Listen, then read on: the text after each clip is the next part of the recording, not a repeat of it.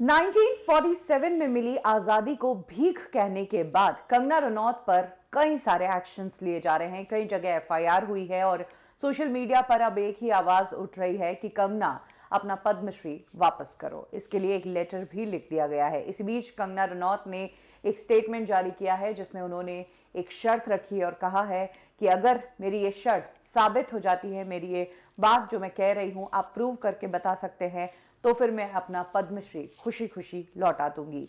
क्या बात रखी है, क्या बात प्रूव करने को कही है कंगना ने, मैं आपको बताती हूं। कंगना रनौत ट्विटर पर तो है नहीं, यही कारण है कि उन्होंने इस पूरी कहानी का रिएक्शन अपने इंस्टाग्राम पर दिया है। अपनी इंस्टा स्टोरीज पर कंगना ने अलग अलग पोस्ट शेयर की है, जिसमें सबसे पहली पोस्ट में किताब के कुछ पन्ने शेयर किए हैं जिसमें अरबिंदो घोष, बाल गंगाधर तिलक और बिपिन चंद्रपाल के कुछ स्टेटमेंट्स हैं जो उन्होंने उस टाइम कांग्रेस को लेकर दिए थे। इसके आगे कंगना ने कहा कि मैंने उस इंटरव्यू में कहा था कि सामूहिक रूप से स्वतंत्रता को लेकर जो लड़ाई है वो 1857 में शुरू हो गई थी। इस पूरी लड़ाई में सुभाष चंद्र बोस, वीर सावरकर और रानी लक्ष्मीबाई जैसे वीरांगनाओं ने अपना बलिदान दिया था। 1857 की लड़ाई मुझे पता है, लेकिन 1947 में कौन सा युद्ध हुआ था मुझे बताइए। मैंने तो कभी नहीं सुना कि 1947 में कोई युद्ध हुआ था।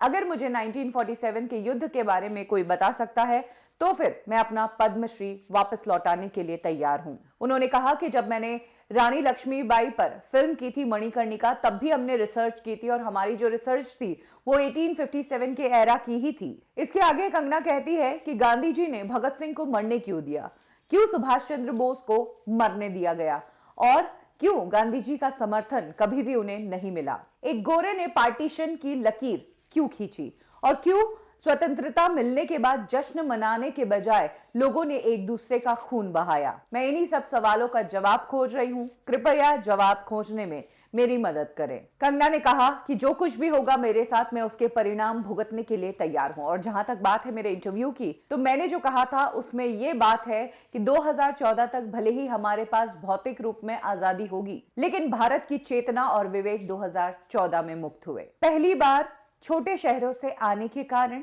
अंग्रेजी ना बोलने के कारण, भारत में बनी चीजों का उपयोग करने के कारण हमारा मजाक नहीं बन रहा है।